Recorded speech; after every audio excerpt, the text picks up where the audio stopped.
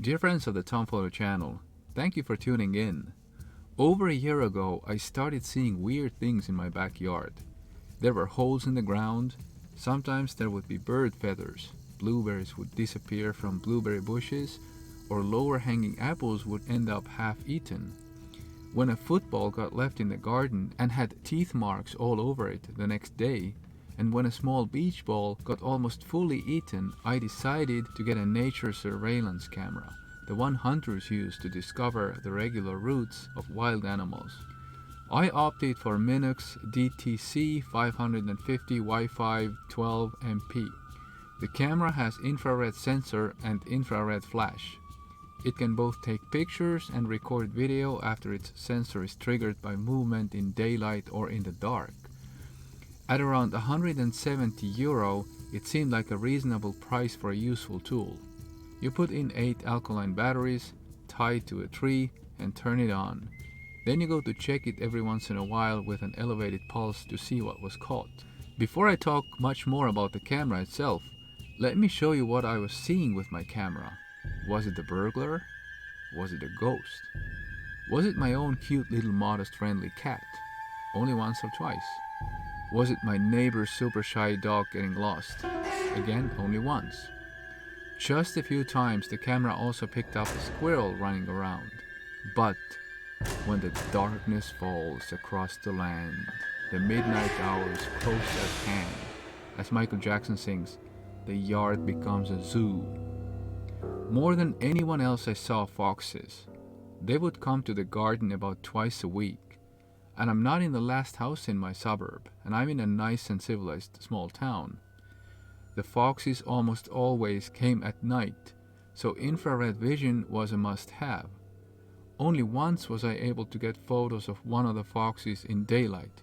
Nice foxy. The foxes were not the same every night. Once I detected 2 grown-up size foxes running around the garden and chasing each other. I can only slow it down by duplicating frames because the original video was only 30 frames per second, as is my current video. The foxes liked fall and winter more than any other season, and would then disappear for a long time, not to be seen again for months almost. I think foxes were mostly the ones eating the blueberries and apples. Birds certainly offered competition, but the camera doesn't pick up small birds very often. Then I saw a European pine marten several times. I've seen this guy once in broad daylight too. He was climbing a tree and looked like a huge and not very skilled squirrel from far away. He's of course much bigger than a squirrel, more like a cat. And here's one of the main culprits, a badger. At that moment the camera was set to take only photos, unfortunately. This guy can take care of footballs left in the garden, no problem at all. At night the camera offers much more usable video than photos. In video you don't notice the grain as much and motion blur blends into understandable action. But just one frame of photo will not be as nice. As you can see, the photo quality at night is nothing to write home about. Even in broad daylight it is unable to compete with modern smartphones. But it'll show you what's happening around your yard, and this is useful regardless. The camera opens like a book. Inside are the 2.4-inch color display and all the buttons, hidden from the elements. The camera takes an SD card up to 32 gigabytes in size. It supports a good list of languages.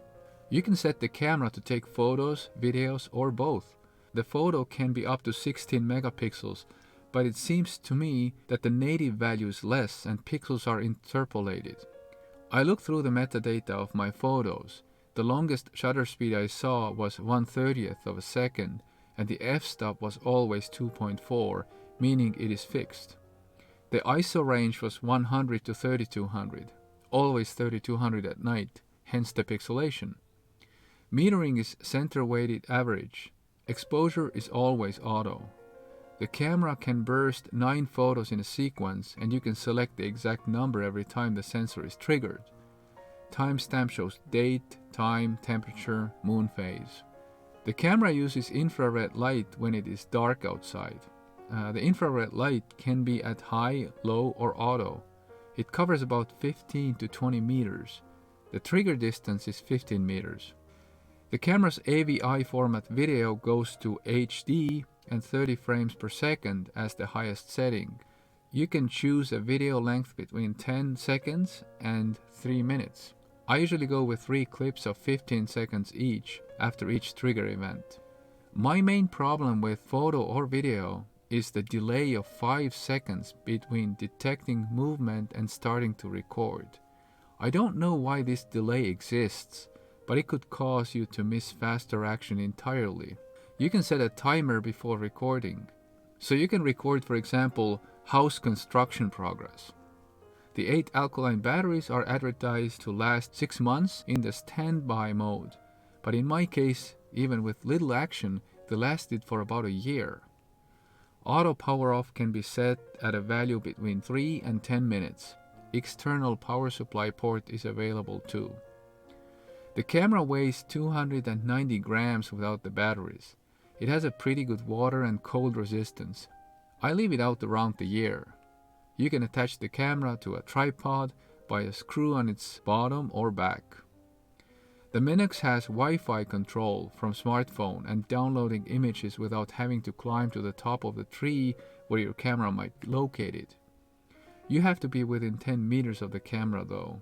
Password protection is possible. The integrated microphone is poor. I'm now recording my voice with a Minox.